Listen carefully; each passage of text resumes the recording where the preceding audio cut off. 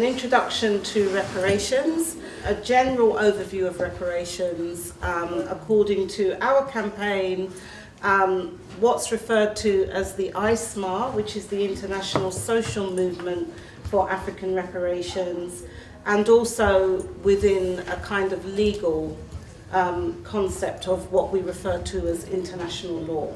Okay, so to just start off by sharing with you that, as Kofi has said, there's a lot of misconceptions around reparations. But both of us, in terms of having legal backgrounds, we often do relate a lot to law, and the law, as well as African people, have been shaping law. So one of the earliest kind of foundations for reparations is in something called the Mande Charter of 1222, a Mandinka Declaration of Human and People's Rights. So this point that Kofi mentioned earlier about recognizing the histories of the different peoples that we're working with by way of international solidarity, and the knowledge foundation that they base their liberation struggles and their rebellions and their resistance on is key. So, translated into English, it's stated, if a life is attacked, there is a need to repair. Every life being a life, any harm caused to a life requires reparation. So this is one of the earliest conceptualizations according to African law. But as a concept, reparations is ancient, okay? It goes back centuries. Thank you, moving on. I'm just going to share a bit of UK context to see how this was dealt with. So, William Pitt the Younger, does anyone know who he was? Youngest ever Prime Minister. Aha. So this is 1792, and this is British elite view, okay? It's not a people's kind of history, but he said, no nation has plunged so deeply into this guilt as Great Britain. What do you think he's talking about? Any ideas? Yeah. Okay. Next one. Otobo Kugwano, who was born around 1757, he was from the Fante region in Ghana. And in 1787, he published this text, a political treatise called The Thoughts and Sentiments on the Evil, Wicked Traffic of the Human Species. Kugwano was the first published African critic of the transatlantic traffic in enslaved Africans. We don't use the term slave trade in the Stop the Maangamizi campaign, and many people in our communities do not use the term slave trade, okay? So we talk about a transatlantic traffic in enslaved Africans. He was also the first African to demand publicly the total abolition of the transatlantic traffic in enslaved Africans and the freeing of Africans by way of the abolition of slavery. He also called for a commission of inquiry. So one of the modern day campaigns of the Stop the Maangamizi campaigns in the UK and at the Europe level is for an all-party parliamentary commission of inquiry for truth and reparatory justice. This is some of the ideas that we are basing those demands on. As you can see, this is part of the history of the movement in the UK. And my PhD is actually in the history of the international social movement for African reparations in the UK, which many people don't know about. So this is one of the early landmarks in the movement here. Thank you, moving on. So 1789, William Wilberforce. Do people know who he was? Okay. This was a speech that he gave on abolition, and it was in the House of Commons on May the 12th, 1789. And he said, let us make a reparation to Africa so far as we can by establishing a trade upon true commercial principles, and we shall soon find the rectitude of our conduct rewarded by the benefits of a regular and a growing commerce. What is he referring to? What trade is he referring to? He's referring actually to, it is about capitalism, but the trade in African flesh. So this notion of a slave trade is not coming from the African idea, an African thought. It's coming from the thought of European elites, and that matters in terms of who is defining the parameters of the discourse on reparations. Moving on. Coming to 1926, Sir Austen Chamberlain. Does anyone know who he was? He was actually the Chancellor of the Exchequer at the time that he made this statement, and this was in May 1926. Certain crimes are regarded as being, in a peculiar degree, crimes against the human race. His Majesty's government consider that there is a general consensus of opinion in civilized states that the slave trade constitutes a crime of this nature. So this is just some of the governmental thinking. Moving on. This is 1996 now. This is Lucius Berry, 15th Viscount of Falkland, a politician and hereditary peer. There was a debate in the House of Lords in 1996, initiated by somebody called Lord Gifford, and he said, the African people are extremely forgiving. They have forgotten the inequities that they suffered in recent times. To encourage the kind of attitude of fervent desire for reparation here would go against the grain, certainly among Africans, because it is not in their nature. Okay? Then we come to 2015, and this is David Cameron when he went to Jamaica, and he called for Britain and Jamaica to move on from this painful legacy and continue to build for the future. But again, no recognition of reparations. But I already showed you earlier the slide from Cugoano, going back to 87, 91, where that demand for reparation, and in fact, the term that was used is restitution for the injuries, and I'll come on to talk about restitution shortly. So what is the meaning then of reparations? Kofi's emphasized a lot about the importance of knowledge, and we recognize that there can be no reparatory justice without global cognitive justice. Now, what is that? That is the right of multiple forms of knowledge to coexist. When we're talking about internationalist solidarity, it's really important to recognize the different knowledges that the different peoples that we are, even though we're part of one human family, but to recognize that. So this plurality recognizes the diversity of knowledges, not only as methods, but as ways of life.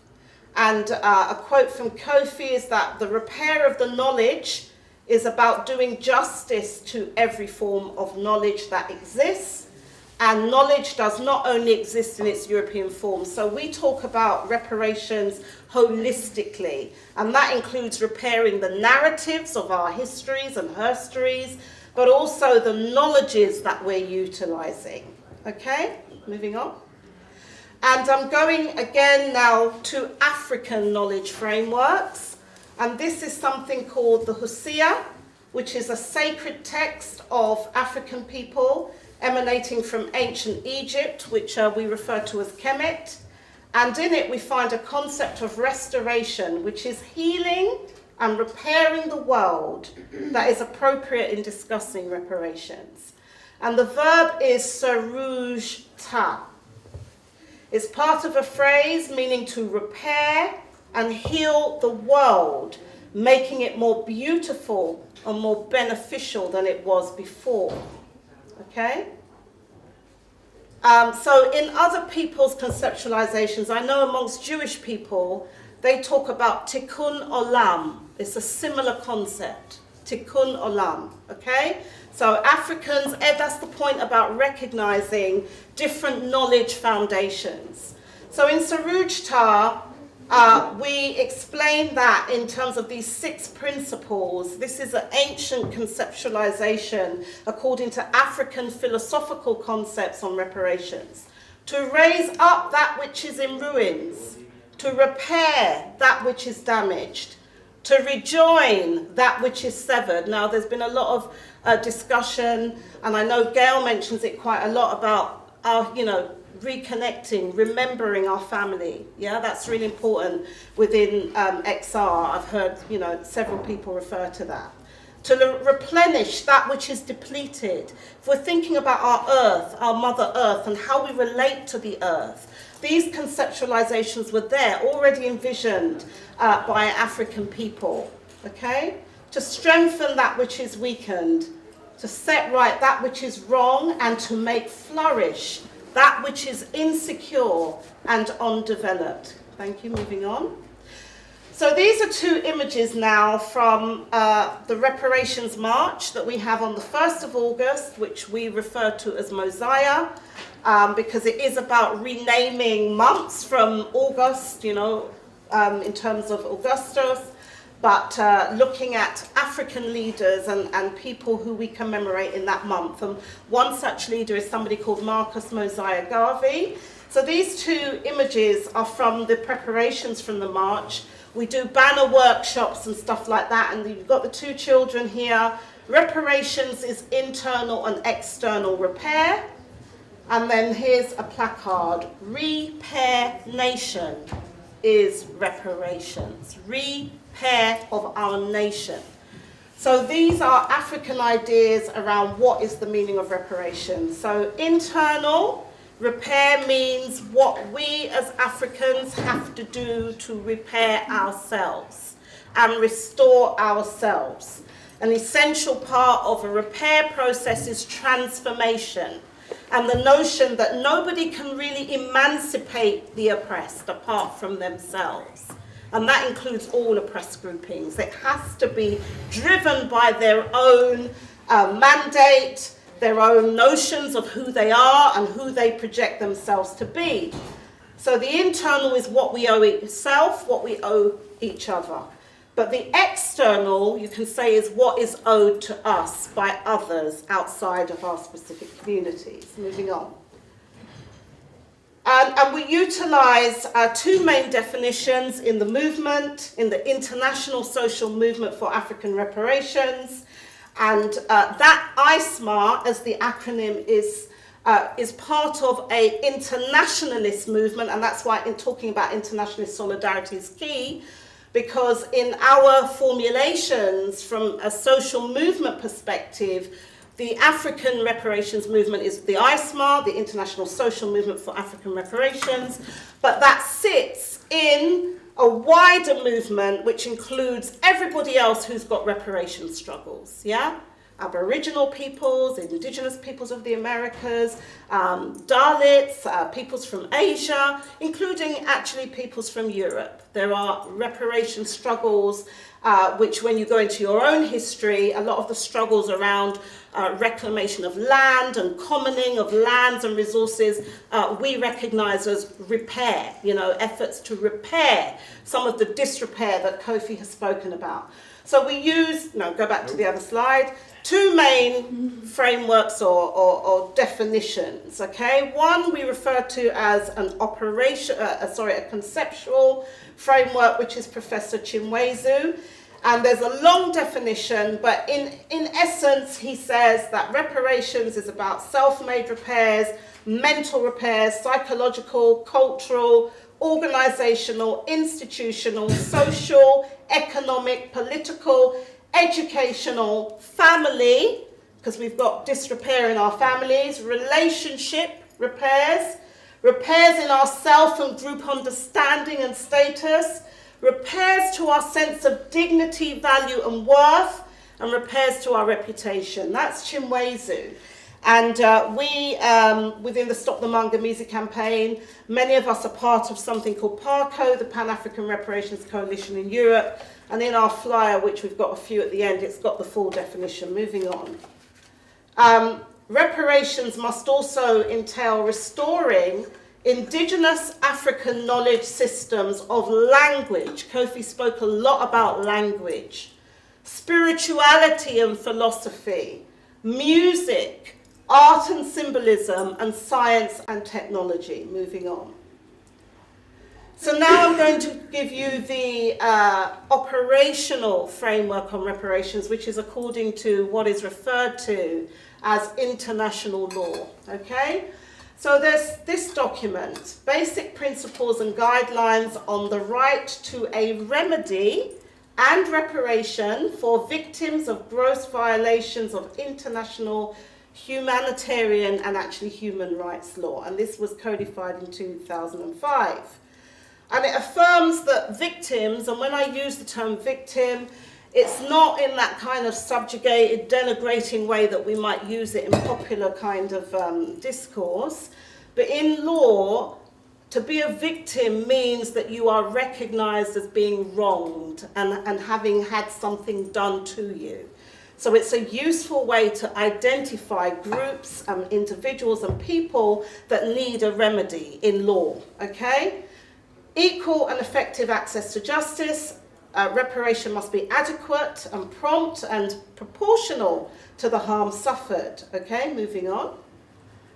So there are 5 key principles of reparations under international law.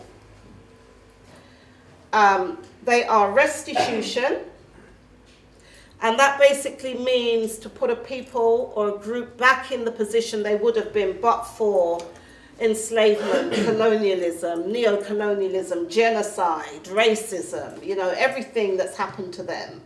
Compensation, which is what most people reduce reparation to, financial compensation. Rehabilitation, which is not really legally defined, but it includes a whole range of measures, including access to law, legal services, appropriate education, appropriate healing and psychotherapeutic interventions, community cohesion, both inter-community and intra-within communities.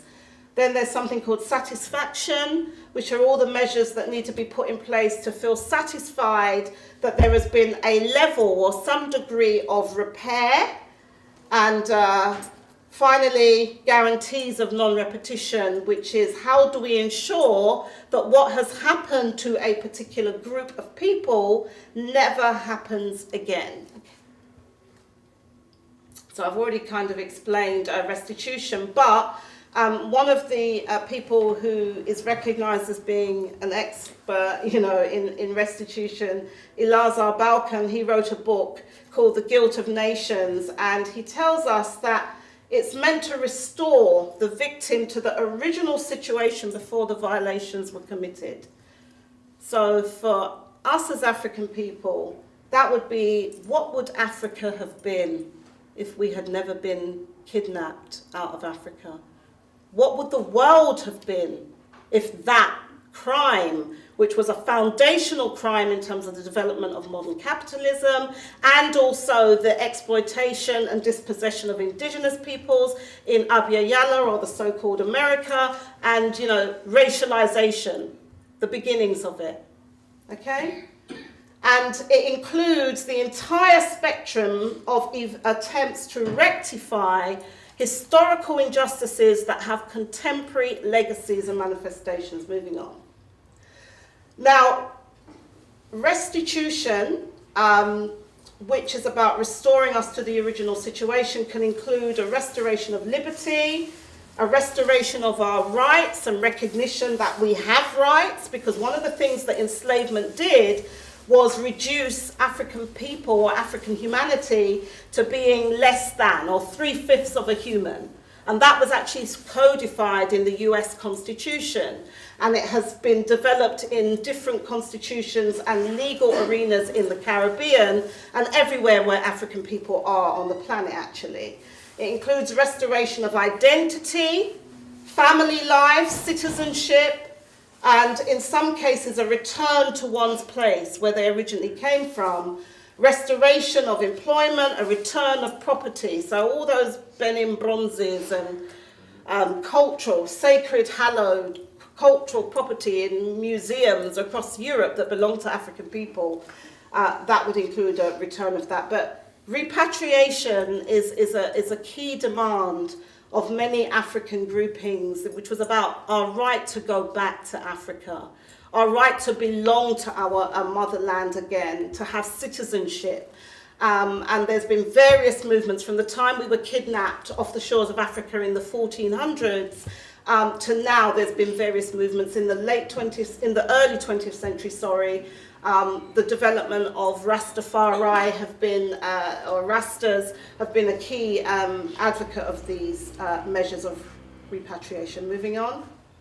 So I can skip these slides. So this is again a picture from the march, and I'm going to read it. He said, his banner says, "You took us out of Africa in slavery and dumped us in the West.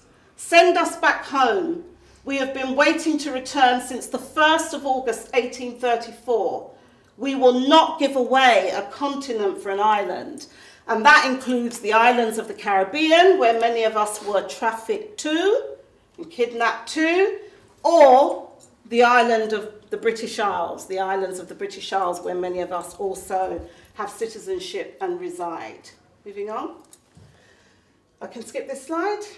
Skip that one.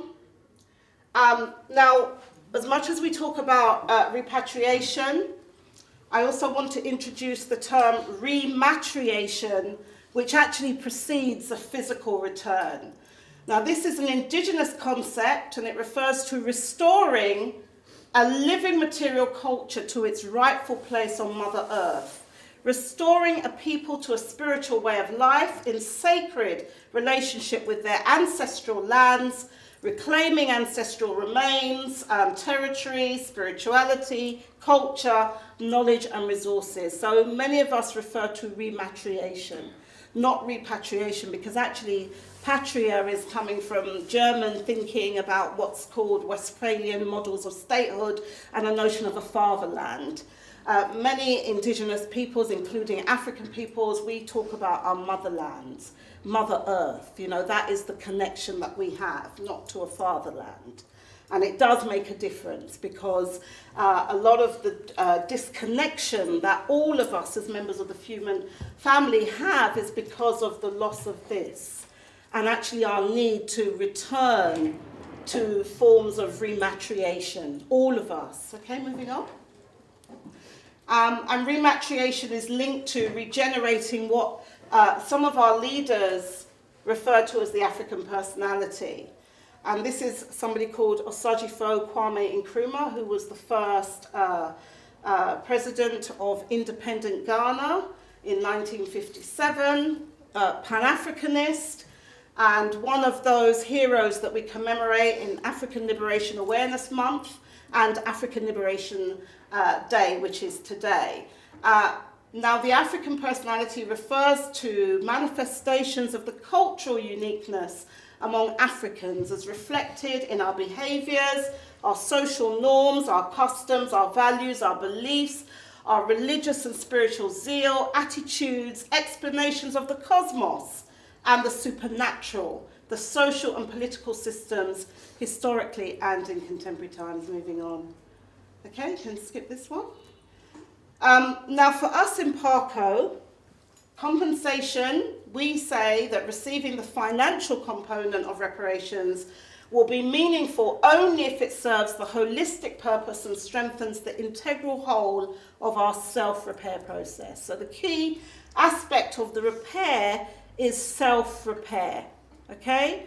But that's not leaving aside external repair, but it's through the self-repair that we will gain the cohesion and build the power to also influence not only others, but also be taken seriously and be united and organized to actually change the world. And obviously, we know that we cannot do that by ourselves, which is why we recognise the importance of the PRIM, which is the People's Reparations International Movement, which is everybody else who's got reparation struggles, who are also struggling to change the world, you know, change the way that the economy works, how we relate to nature, that these are wider human concerns, and that is where there is a common cause. Moving on, please. I can skip this slide. I can skip this one as well. Yeah, skip. Skipping a lot. Okay, this is just going into a lot more detail about different examples. I'll stay here a moment. Yeah.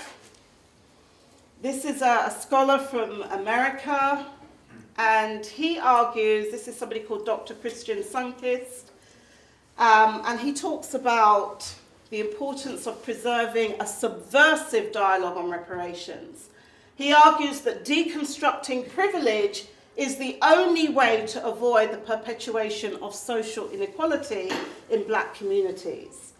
So he argues that simply distributing benefits based upon existing institutional practices, whether received through reparations, i.e. he's meaning compensation there, or not, only reproduces domination at deeper and more subtle levels. So he's really saying you can't just throw money at the problem. That doesn't fix the problem. It doesn't deal with how we got into this situation. It doesn't deal with the social inequality moving on. And he argues that the movement for black reparations, as he refers to it in America, has the potential to transform the political and legal structure of society while eliminating social and economic inequality. But in order to achieve these substantive changes, any reparations model must deconstruct privilege, it must heal the spirit, and it must develop community cohesiveness.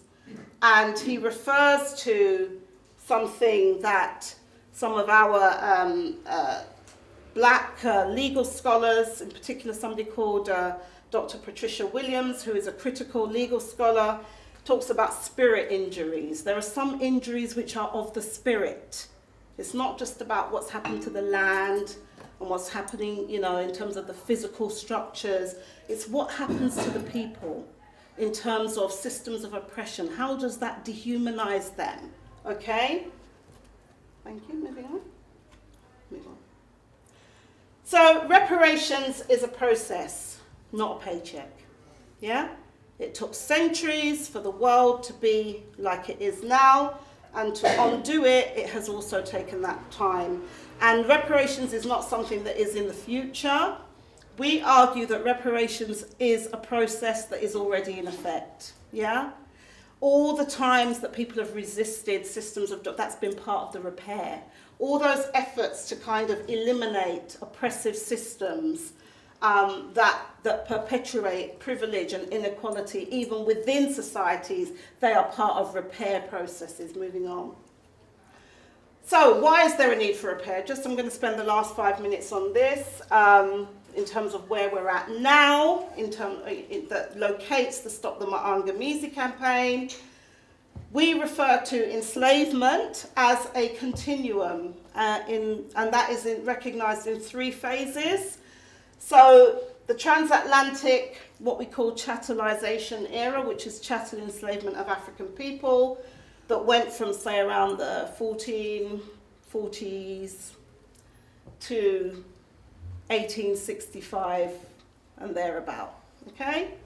The era of colonialism, colonial rule or imperialism, and there are some interlapping kind of time frames.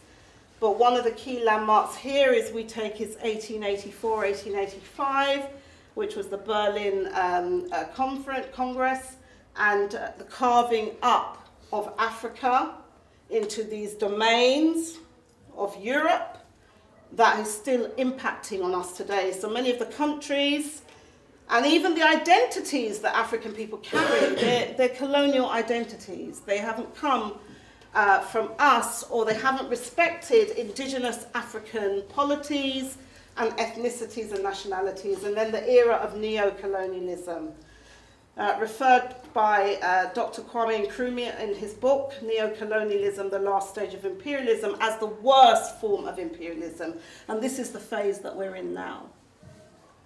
Okay, and we collectively refer to these as the Maangamizi, as Kofi has explained, the African Holocaust. Moving on.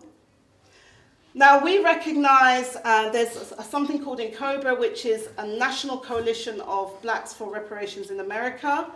And we learn from each other, we borrow from each other, we influence each other in the movement globally. But they identify 5 key injury areas in terms of what has happened to African people We've had distortions and injuries to our sense of being a people and our nationhood, injuries in the arena of education, or what we refer to as miseducation, health, criminal punishment or criminal injustice, the prison industrial complex, and wealth and poverty. And as we know, there's intergenerational wealth and there's intergenerational impoverishment. Okay, moving on. And this is from a declaration of a conference that took place in 1993, a Pan-African conference on reparations that took place in Nigeria. And it said, the damage sustained by the African peoples is not a thing of the past. It is painfully manifested in the damaged lives of contemporary Africans, from Harlem to Harare, and in the damaged economies of the black world, from Guinea to Guyana, from Somalia to Suriname. Moving on. Skip this one, it shouldn't be in there again. This is just an interesting quote from Lord Salisbury, 3rd Marquess of Salisbury, and he was a British Prime Minister. We've been engaged in drawing lines upon maps where no white man's feet have ever trod. We have been giving away mountains and rivers and lakes to each other, only hindered by the small impediment that we never knew exactly where the mountains and rivers and lakes were. This is part of what we're having to redress today in terms of modern day Maangamizi. Moving on. Yeah, that's me. That was me debating Peter Bone, MP, Conservative MP. We was on Channel 4 News, and he sort of says, I don't think we should be looking backwards hundreds of years.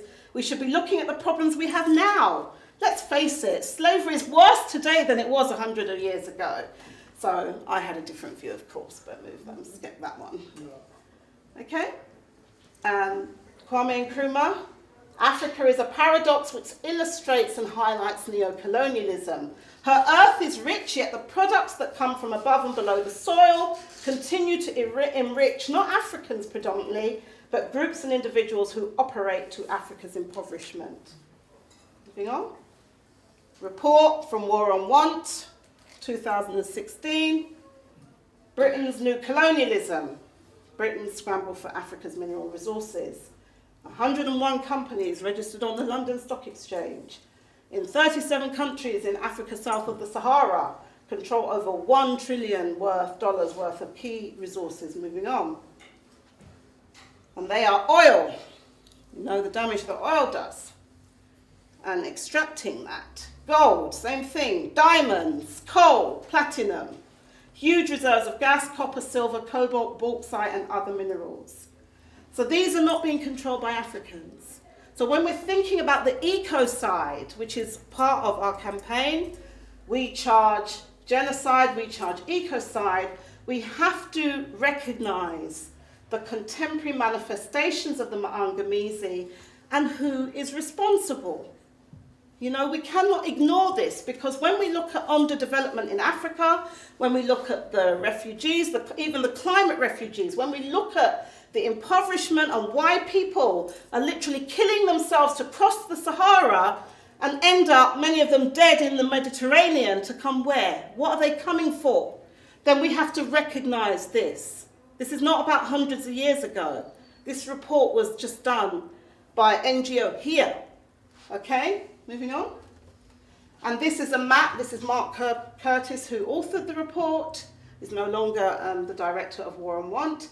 But this is a map of Africa and all these corporations, okay, that are literally disemboweling the earth.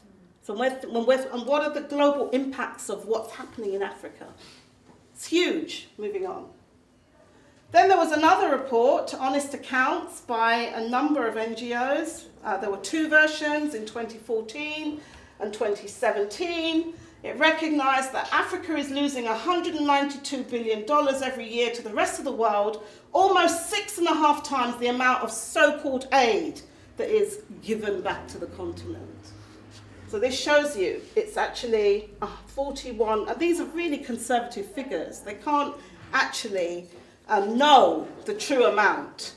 So again, where is all this wealth going, and how is it being misused to actually now put us in a situation where we don't know if we're even going to have a future if we don't stop this, which is why our campaign emphasizes the urgency of the emergency when we say stop the Maangamizi. Okay, moving on. We also talk about genocide, and you know, some people, they think, oh, that's too strong when you're mentioning genocide. But actually, if you, and I haven't got time to go into it now, but if you Google the 1948 definition of genocide according to the Genocide Convention, you'll know that genocide is not actually only mass killing. That is one aspect. But it is an attempt to destroy a group of people in whole or in part through different means. Okay? And the person that actually coined the term genocide and framed it is somebody called Dr. Raphael Lemkin. He was a Polish Jew, and he was very concerned with the extinction of peoples and what happened. And he pointed out that genocide has two phases. One, the destruction of the national pattern of the oppressed group. The second, the imposition of the national pattern of the oppressor. So you destroy people's culture, their institutions, their sense of the divine, their sense of what is education, and you impose upon them another idea from another more, a dominating group. And that is what many of us are living under, which is why many of you, especially if you go to universities here, you'll know that decolonization is a big buzzword that is coming up. And it's also come up a lot in XR. Moving on. Menticide is a key part of genocide. And menticide is the deliberate and systematic destruction of a group's mind, with the ultimate objective being the extirpation of the group. And so this is somebody called Dr. Bobby Wright. Again, these are our scholars that many of you will not learn about in your educational institutions here. That, decades ago were putting out this analysis that are only now being listened to by the rest of the world, especially many people who were jumping up and down about decolonization. Moving on. And what enslavement and the Maangamizi has done has brought about a situation of what is referred to as social or civil death, okay? Orlando Patterson wrote a book. He was an African-Jamaican sociologist, Slavery and Social Death. And he spoke about social death coming from the initial enslavement process, where Africans would undergo a loss of identity through such practices of replacing their names. So my name, Esther Stanford Xosei. Stanford is the name of the people that enslaved my people in Barbados, okay? Xosei is a name that I reclaimed as an African name, but I don't know what my name is. Many of us coming out of the Caribbean have this, yeah? And that is about extinction of our African humanity, all right? Being branded to indicate their social condition of enslaved persons, being given a specific dress code, castration. Each of these acts alienated the enslaved from their previous identities and symbolized their loss of freedom and power. The psychological process of social death included the effect of rejection as a member of society and becoming genealogically isolated through the loss of heritage and the right to pass on that ancestry, okay, to their children, their progeny. So these identities that many of us of African heritage carry today is part of the problem. And even though we're not saying it's about going back to some idyllic past, it's also recognizing that we are living manifestations of that genocide. Because according even to the very conservative legal definition of genocide, genocide was not just about the physical extermination of people. In fact, the greater aspect of the genocide was cultural genocide. So the people can remain, but everything that makes them a people, makes them unique, gets destroyed. And therefore you also destroy part of humanity Because humanity can only evolve if we are allowed to flourish and actually manifest that which we have come onto this earth to do as peoples. Okay?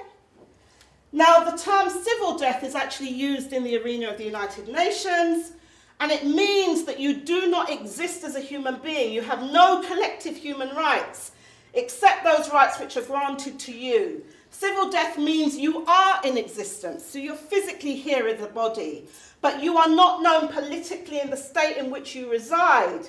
As you have no identity in the world, you are rendered a stateless people. So the term BME, Black Minority Ethnic, what is that? A term that has been imposed upon us but is an indication of civil death. Because even in international law, there's something called minority rights.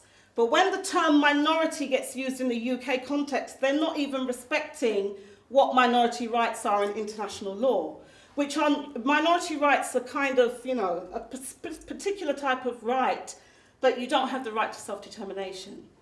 So a big part of our campaigning is about recognize that we're Africans.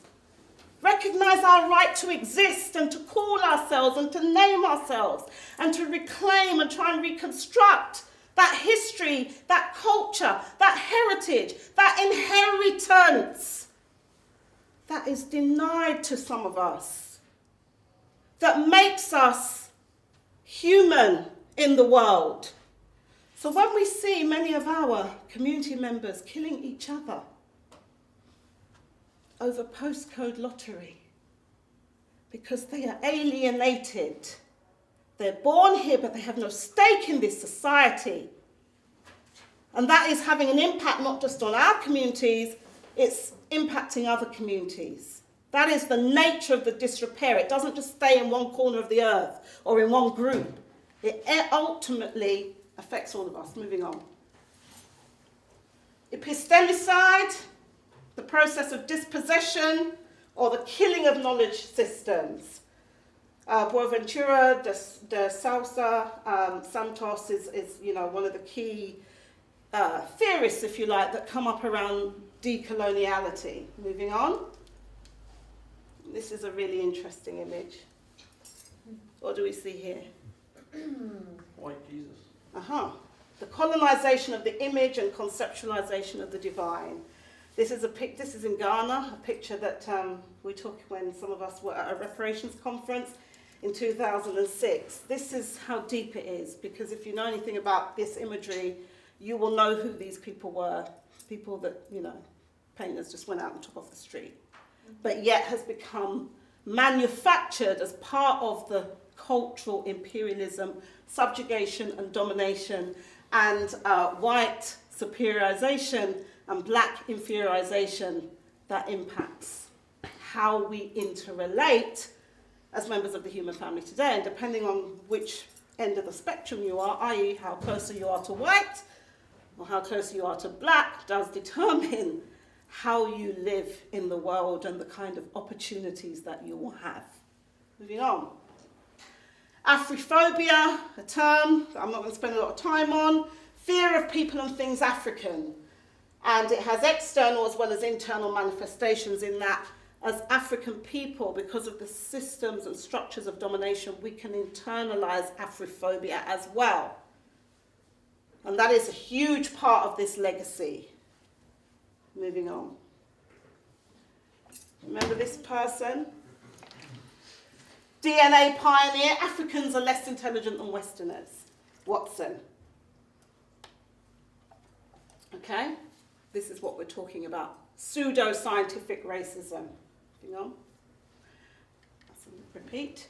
We're now in something called the United Nations International Decade for People of African Descent, which was declared from 2015 to 2024.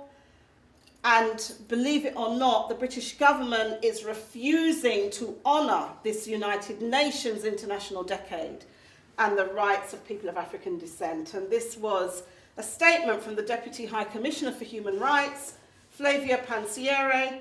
In proclaiming this decade, the international community is recognising that people of African descent represent a distinct group whose human rights must be promoted and protected. And within Europe, we're actually a big, visible, minoritized group of in excess of 15 to 20 million people.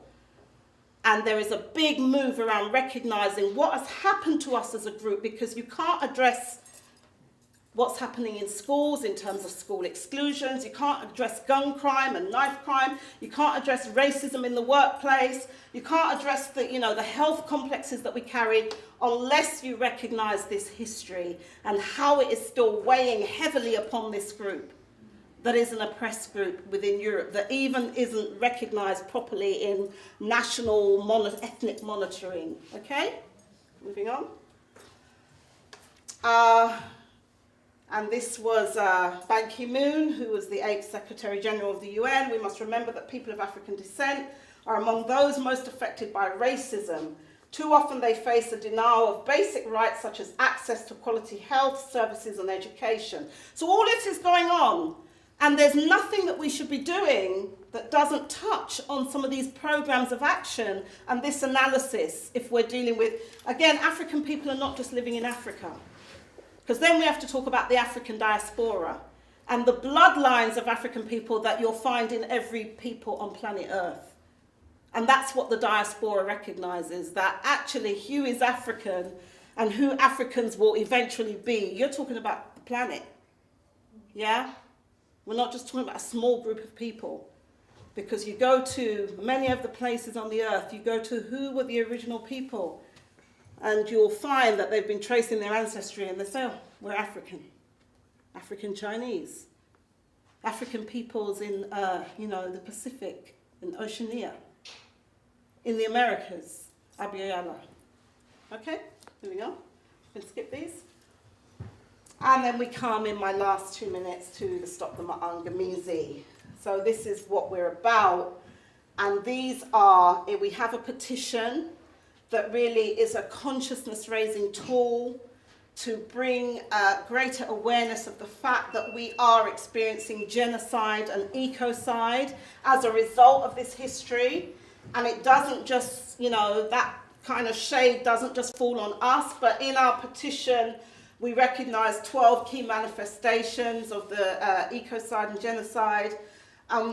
This is a visual graphic, but some of the things: miseducation, extractive industries, austerity, land grabs, denial of African Mother Earth rights. So this notion of Mother Earth rights that have come out of the peoples of Abiyala, in particular Ecuador and Bolivia, we have our own approaches to Mother Earth rights, of which I've shared some in relation to Suruj Tar.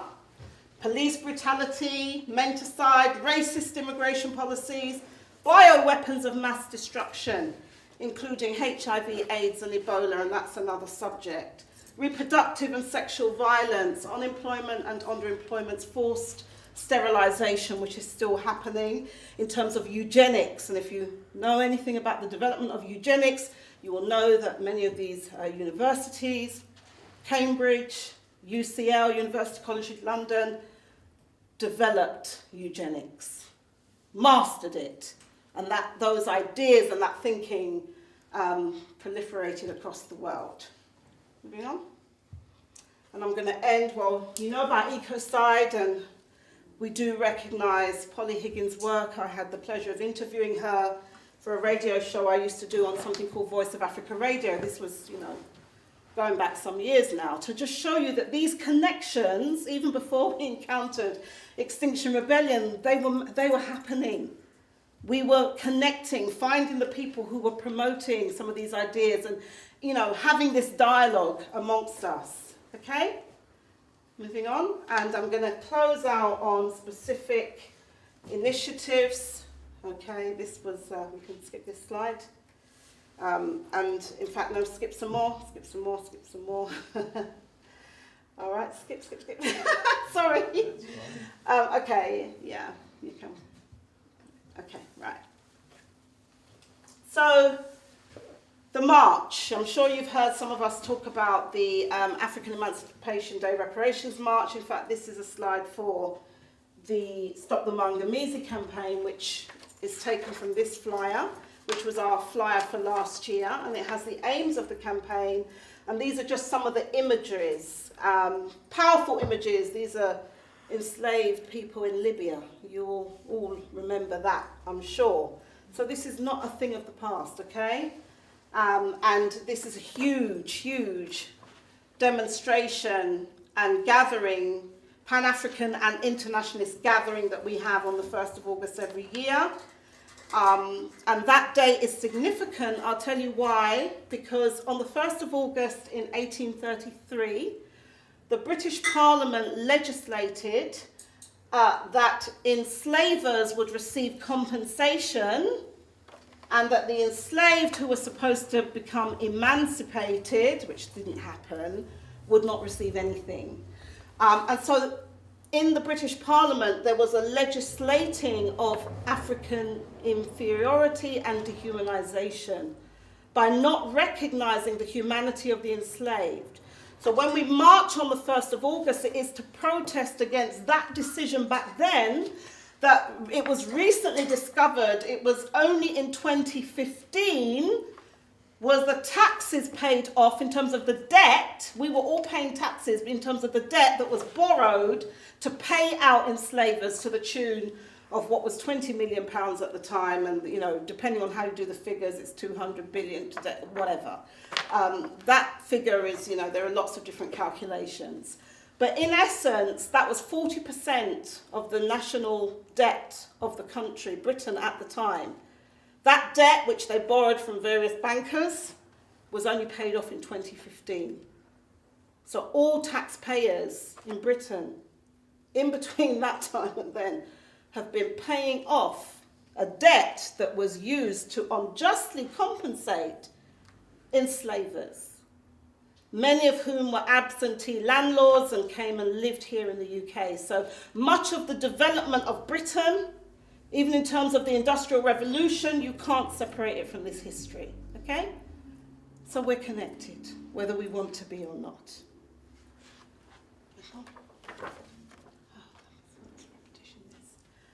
In the Stop the Maangamizi campaign, we talk about shutting down Maangamizi crime scenes, all these mining operations. We advocate shutting them down. It's not about corporate social responsibility. We haven't got time for that.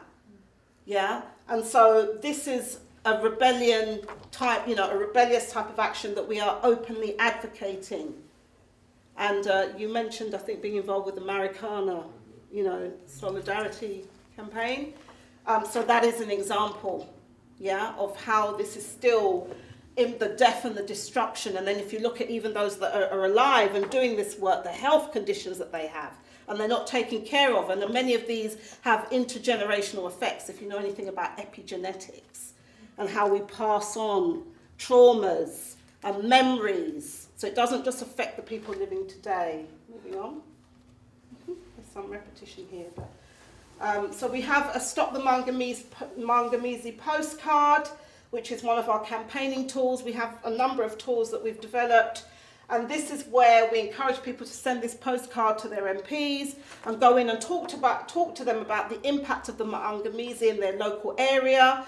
So if you've got people working on what's happening around the shutting down of youth centres or gun and knife crime or what have you, we support groups and communities to advocate for themselves and to actually put themselves in the picture. So this is no longer about just what happened to our ancestors. It's about how we are concerned with the impacts of these legacies on our lives today. Yeah. And one of the key demands is a commission of inquiry for truth and reparatory justice. There's another demand around an international tribunal, something we call the Ubuntu Gotla People's International Tribunal for Global Justice, which will be a true international court, and where many of the other members of the human family who've experienced settler colonialism and genocide and war crimes and enslavement, we will form our own court. And we will have to bring back and restore just law to humanity, not the law, unjust law of the colonizers and those that legalize despoliation and extractivism, okay? and trample over the rights of Mother Earth and the various members of our peoplehood on Earth. Yes. Okay, and I will stop there, I think.